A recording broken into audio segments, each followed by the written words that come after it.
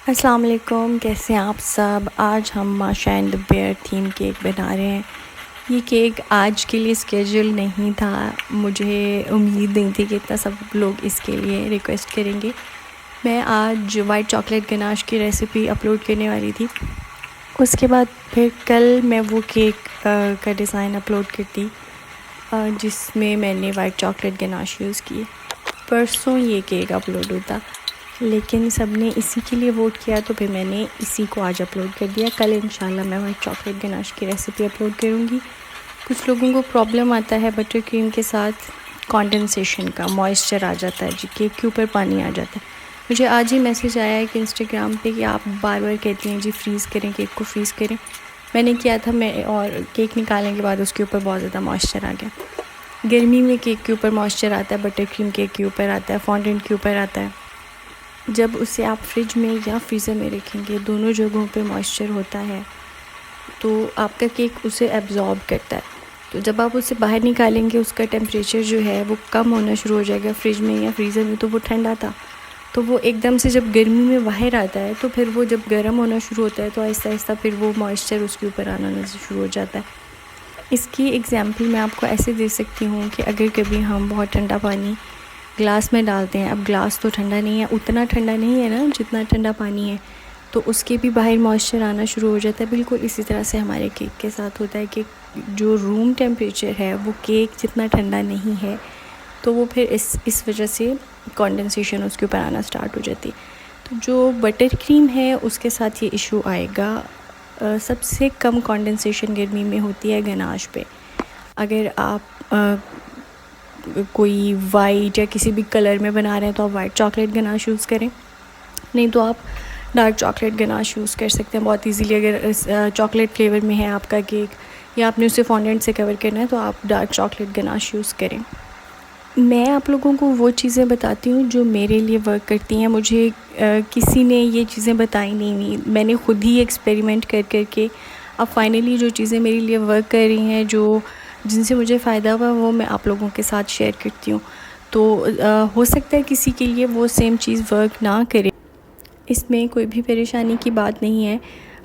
ہم لوگ آہستہ آہستہ ہی سیکھتے ہیں، میں بھی آہستہ آہستہ ہی سیکھا ہے، ابھی بھی میں سیکھ رہی ہوں مسلسل۔ ہم لوگ ہر وقت سیکھ رہے ہوتے ہیں۔ مجھے نہیں لگتا کہ آپ کبھی بھی ایسا کہہ سکتے ہیں کہ اب مجھے کچھ سیکھنے کی ضرورت نہیں، اب مجھے سب کچھ آتا ہے۔ ایسا کبھی بھی نہیں ہوتا، آپ ہمیشہ کچھ نہ کچھ سیکھ رہے ہوتے ہیں۔ تو اچھا جی، اب کیک کی طرف واپس آتے ہیں۔ میں نے مشرومز بنائے ہیں، پروسیس آپ نے دیکھ لیا ہے، اور اس کے بعد میں نے بٹر فلائز بنائی تھی۔ بٹر فلائی مولڈ دکھا دیا، وہ میں نے بیک ایٹ ایز سے لیا تھا۔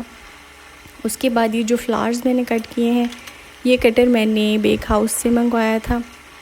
اچھا، اب ہم نے چھوٹے چھوٹے بشز بنانے ہیں، تو اس کے لیے میں نے ایسے ہی وائٹ فونڈنٹ لیا، اس کو اس طرح سے شیپ دے لی، اور وہی جو فلاور کٹر آپ کو دکھایا ہے اس میں سب سے چھوٹے والے سائز کے فلاورز کٹ کر کے میں ڈائریکٹلی اس کے اوپر اپلائی کر رہی ہوں۔ اس طرح سے ہماری وہ ایک چھوٹی سی بش بن جائے گی نا فلاورز والی۔ اس طرح سے میں نے 2 بنائی تھیں، ایک کیک کے ٹاپ پہ لگائی تھی اور دوسری کیک کے سائڈ پہ نیچے لگائی تھی۔ یہ جو فلاورز بنائے ہیں ان کو تھوڑا سا فلیٹ کر لیں گے اس فونڈنٹ ٹول کے ساتھ، ذرا زیادہ اچھے لگیں گے۔ اچھا، اس کے بعد ہم نے ایک ووڈن بورڈ ہوتا ہے جیسے، وہ بنا کے لگایا تھا، اور اس کے اوپر ہم نے 3 لکھا تھا جو بچی کی ایج تھی، جس کا برتھ ڈے تھا۔ اچھا، اب یہ آپ چاہیں تو کمپلیٹلی فونڈنٹ سے بنا لیں، آپ اس میں تھوڑا سا ٹائلوس پاؤڈر ایڈ کریں، یہ ڈرائی ہو جائے گا، لیکن میرے پاس اتنا ٹائم نہیں تھا، تو میں نے پھر کیا کیا کہ میں نے ایک تھوڑا سا ہارڈ بورڈ لیا، اس کے پیچھے میں نے اسکاچ ٹیپ سے ووڈن سکیور جو ہے اس کو اچھے سے اٹیچ کر دیا۔ پھر اس بورڈ کو میں نے تھوڑا سا گیلا کیا اور اس کے اوپر میں نے اپنا براؤن فونڈنٹ چپکا دیا۔ اب اس کو میں نائف کے ساتھ جو ہے اس کے اوپر ووڈ والا پیٹرن دے دوں گی۔ آپ کے پاس اگر ایمبوسر ہے ووڈ پیٹرن کا تو آپ وہ یوز کر سکتے ہیں۔ میں نے نہیں خریدا ہوا کیونکہ میں پہلے بھی بہت سارے ویڈیوز میں کہہ چکی ہوں کہ اگر جگاڑ سے کام چل رہا ہے تو خریدنے کی ضرورت نہیں ہے۔ اچھا، ووڈ پیٹرن دینے کے بعد میں نے اس کے اوپر نمبر 3 لگا دیا، جو مولڈ یوز کیا ہے یہ میں نے بیک ہاؤس سے منگوایا تھا۔ اب جو ہم نے بورڈ بنایا ہے اس کے اوپر، اس کے سائڈز پہ ہم یہ چھوٹی چھوٹی سی اسٹرپس کاٹ کے لگائیں گے، اس سے اس میں تھوڑی سی مزید نیٹنس آ جائے گی. چاروں طرف اس طرح سے لگا دیں گے ہم. اس کو بنانے کے بعد ہم فینس بنائیں گے. میں نے یہ شو کبھی دیکھا نہیں ہوا، یہ ماشا اینڈ دی بیئر والا، بس لیکن مجھے اس کے بارے میں تھوڑا بہت ہی پتہ. تو میرے خیال سے یہ شاید اس کے گھر کے ارد گرد جو انہوں نے لینڈسکیپ بنایا ہوا ہے، یہ سارا اس میں ہی ہے یہ سب چیزیں. اچھا جی، اینی وے اب ہم فینس بنا رہے ہیں. فینس بھی ہم نے سیم براؤن کلر سے ہی بنائی ہے، ووڈن، اور اس طرح سے ایک جتنی اسٹرپس کاٹ کے اس کے بعد اس کو ایسے اوپر سے ہم نے تھوڑی سی نوکیلی شیپ دے دینی ہے جیسے فینس میں ہوتی ہے نارملی.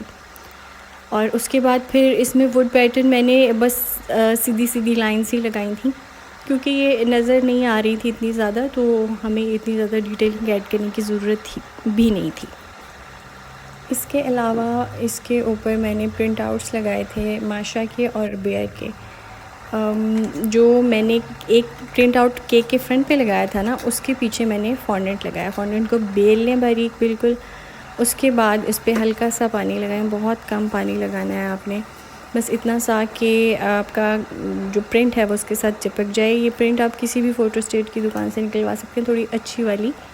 ان کے پاس یہ کچھ فوٹو اسٹیٹ والے اسے گلوسی پیپر کہتے ہیں اور کچھ اسے فوٹو پیپر کہتے ہیں، جس میں ہماری پہلے پکچرز آیا کرتی تھیں جس طرح کے پیپر پہ، اس طرح کا پیپر ہوتا ہے. تو آپ اسے اس پہ چپکا کے پھر سمپلی نائف سے سائڈ سے کاٹ لیں. اچھا، یہ جو ہم نے بشز بنائی تھی فلاورز والی، یہ بالکل فلیٹ لگ رہی تھی، تو میں نے ڈرائی ڈسٹ لے کے نا میں نے گولڈن کلر بھی دکھا دیا. بہت لوگ پوچھتے ہیں اس پہ کوئی نام نہیں لکھا ہوا، بس یہ ایسے ہی آتا ہے. میں پیج بتا چکی ہوں آپ کو، یہ وقار بیکنگ ٹول سے میں آرڈر کرتی ہوں. لاہور میں ان کی شاپ بھی ہے، آپ ان کا پیج بھی آرڈر کر سکتے ہیں. تو وہ بس ڈرائی ڈسٹ میں نے کر دی تھی، اس میں تھوڑی سی ڈائمینشن آ گئی تھی. سمپلی اب ہم اپنا کیک جو ہے اسے اسیمبل کر لیں گے. سب سے پہلے میں نے ماشا کی پکچر لگائی جو فرنٹ پہ لگانی تھی، تاکہ مجھے پتہ چل جائے کہ ہمارا کیک جو ہے اس کا سینٹر کہاں پہ ہوگا، تاکہ اس حساب سے پھر میں باقی چیزیں پلیس کروں. پھر جو ٹاپ پہ ہم نے پرنٹس لگائے تھے اس کے بھی پیچھے میں نے ووڈن سکیورز لگائے تھے اسکاچ ٹیپ کے ساتھ جوڑ کے. اچھا، آپ نے اس طرح سے لگانا ہے سکیور کے نظر نہ آئے. جیسے بیئر ہے تو اس کی ٹانگ کے پیچھے لگا دی، اسی طرح سے ماشا کے بھی لیگ کے پیچھے میں نے لگایا تھا کہ نظر نہیں آنا چاہیے آپ کا سکیور، نا پتہ نہیں چلے کہ یہ پرنٹ لگا ہوا ہے. تو وہ دور سے ایسے ہی لگتا ہے کہ پتہ نہیں ہے پرنٹ نہیں ہے. اچھا، جو کیک کے سائڈ پہ ہم نے مشرومس لگائے ہیں ان کے ساتھ ہمیں کوئی بھی مزید ری انفورسمنٹ ایڈ کرنے کی ضرورت نہیں. جو ٹاپ پہ ہیں ان کے اندر میں نے ووڈن سکیورز انسرٹ کیے کیونکہ وہ گر سکتے تھے. تھوڑا تھوڑا سا پانی لگایا. پھر جو اس کے کیپس ہیں مشروم کے ریڈ والے، ان کو چپکانے کے لیے جو سائڈز پہ ہیں بس انہیں کیک کے ساتھ لگا دیں، وہ اس کی سپورٹ سے ہی کہیں بھی نہیں جاتے. ہمارا کیک جو ہے کمپلیٹ ہے. یہ دیکھیں جی، یہ اس کا فائنل لک ہے. آپ کو کیسا لگا مجھے کمنٹس میں ضرور بتائیے گا. مجھے کیک بہت کیوٹ لگا تھا، تو آئی ہوپ آپ لوگوں کو بھی کیوٹ لگا ہوگا. کوئی ہیلپ ملی ہوگی اس سے. مزید کوئی کویشچنز ہیں تو آپ مجھ سے کمنٹ سیکشن میں پوچھ سکتے ہیں. انشاءاللہ answer you. Thank you so much for watching. اللہ حافظ.